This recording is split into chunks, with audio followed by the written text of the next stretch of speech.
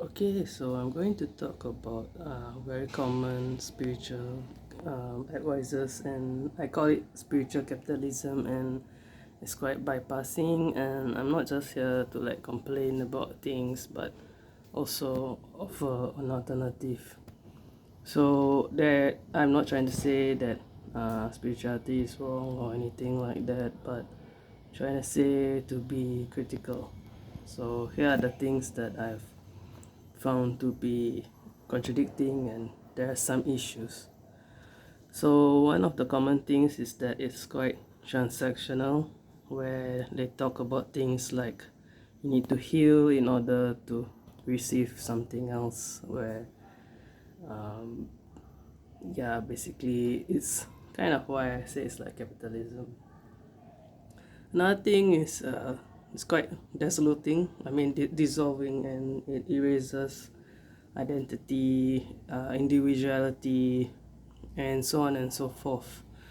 So a lot of it talks about merging with the source, being one with everything, and they don't really talk about the consequence. They talk about it like it's a good thing, and it's basically acceptance of the end of life, so to speak. So it's not just ignoring the end of life. It kind of quite promoting actually. It's alternative to accepting the end of life, and it's basically not like common religion, but it has like a lot of like bypassing that, you know, talks about the end of life like it's a good thing, and that uses kind of appeal to nature authority as a logical fallacy, that the end of life is part of nature and things like that. So my point is to be critical. Eraser self, so it kind of goes back into dissolution. It's about like where you lose your own identity, you just become part of a cult. And really, a lot of modern day spirituality is quite cultist type of approach. Um, and this is quite difficult to explain, but basically, it assumes that you are by default made out of love and light. It doesn't accept other types of people, that if you're not. And if you are not, then there's something wrong with you and you are a problem. So it doesn't just assume, it expects you to be fitting in this kind of love and light things. So what could be beyond love and light? A lot of things. It doesn't mean that you are not love nor light, it's just that you are more than something that can be fit into love and light.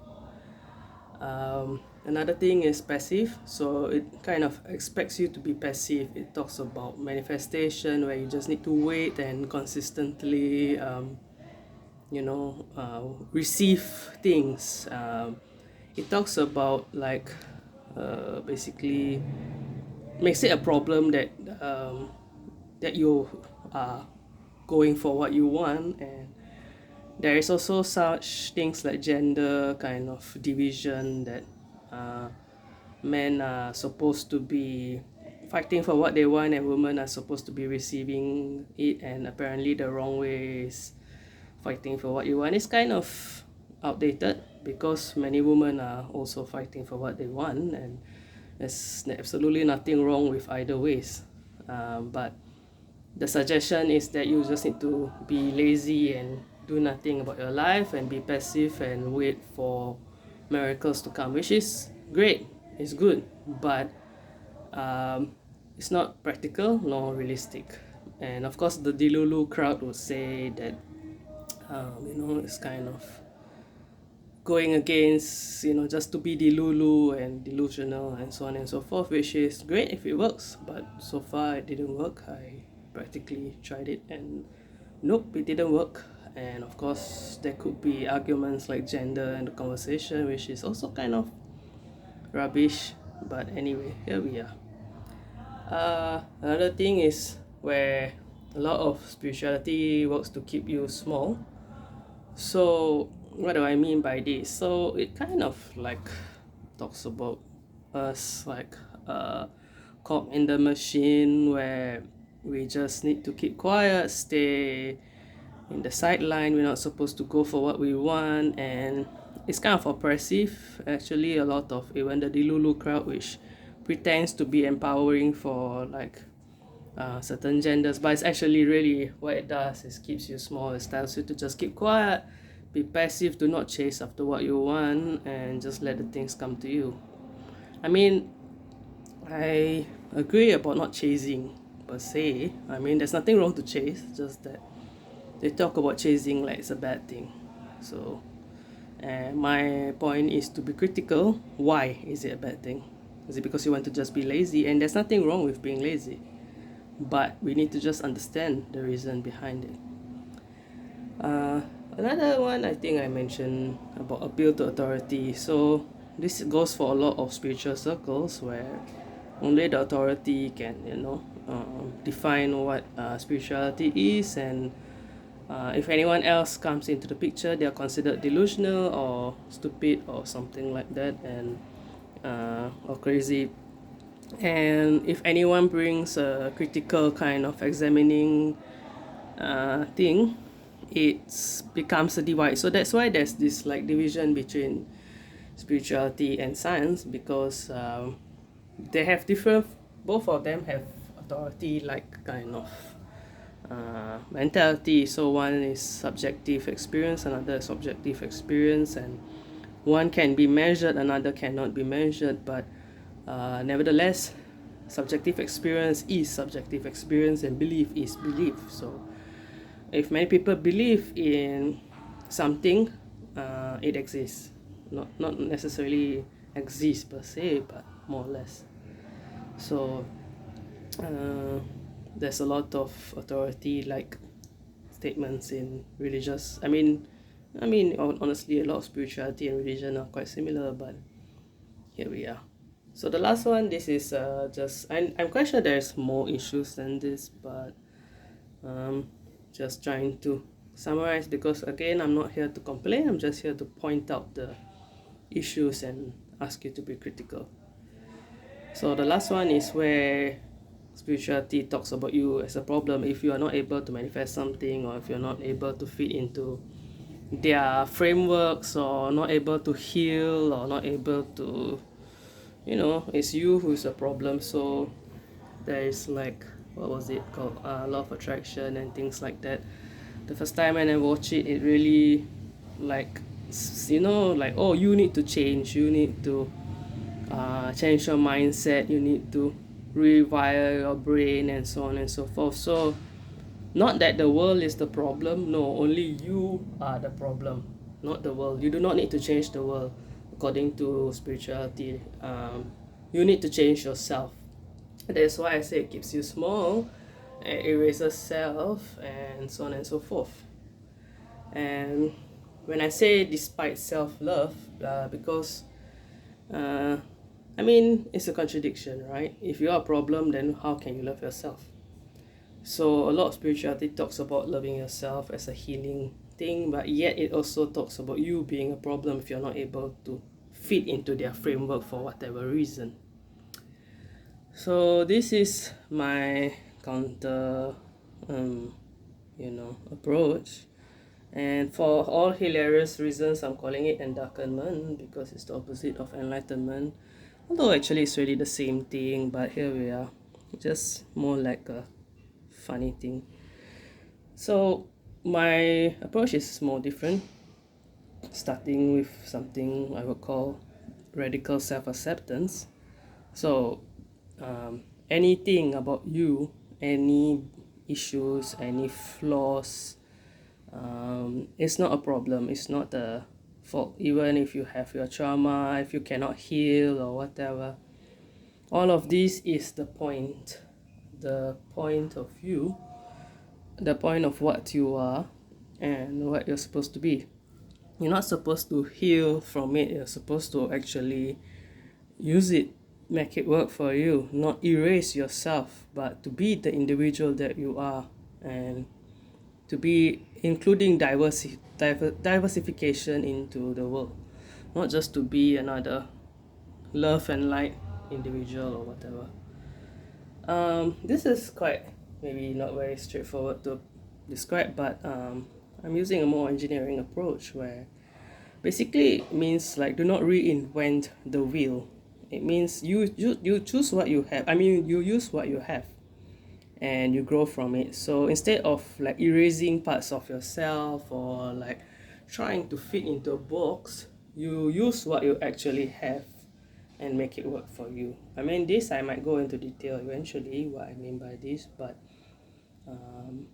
it really means using your own tools and working with it rather than forcing yourself to fit into a box. Realistic and practical. Why I put quotation marks around realistic? Because let's face it, there's nothing realistic about any of this. There's no science in all of this. It's just really like a perspective, a form of consideration. But I am trying to make it a bit more practical, something that you can actually work with rather than like beating yourself up. Oh, why am I not able to, be like everyone else? So practical manifestations and so on and so forth, which is something I'm also developing. And what I'm developing is a bit more commanding, which is opposite of passive. So instead of just like sitting there and waiting for it to come, you demand that you deserve this. Even if you do not believe it, that's not the point. You do not need to heal. You don't need to be transactional. You don't need to be healed to demand what you wanted. But basically, you already own it. But use more commanding language, more persisting language rather than waiting for things to happen. So bad handwriting here, but here says you are perfect, and that is basically opposite of you being the problem. Where if you are not able to heal or do any of these things, if you feel like me, I had a bit of disturbance of dissolution actually. So I turn it around and say, okay, this is me. This is what I'm supposed to be. I'm not. If I do not want to be one with the non-duality, uh, I have my rights, and I can be myself. I can be out of the non-duality. So this is about enlightenment approach, is where you are perfect how you are.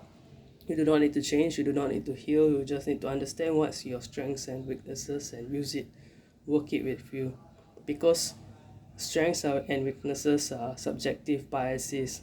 You claim you might have weaknesses, but I would claim that those weaknesses makes you powerful. So it's really up to you how you're going to see it. Authenticity is, oh goodness, what is my marker died here? But basically being true to yourself, being your authentic self, and to really emerge all of what you are rather than to try to pretend that you can be, love and light guru or whatever. And I mean, if you are, that's great. That would be perfect. But come on, let's face it. This like just too common. We need diversity in spirituality. So, and finally, no to endings. So basically, not accepting the end of life. And the truth is, nobody wants to go into the end of life. If I tell you right now that tomorrow's the day that you actually reach the end of life, you wouldn't want that. So we think about the end of life as like something happening in hundreds of years from now, or so maybe. Okay, hundreds is a bit too long. Sometimes my brain doesn't work properly, and but maybe 50 years from now or so. But you never think it as a now thing. We need to be realistic. We need to be practical. Be thinking of life as something that is limited and something to fight for. So do not accept the end, and you don't, so there's no way you can unless if you're really that kind of person who's like just so done with life, then yes, you need therapy. But otherwise, no, do not. let them erase you. So I mean, I'm not just like, there's a lot of good things that came from spirituality and things like that, but we also need to be critical and question things and find alternative ways of working with them. Alright then, thank you for watching.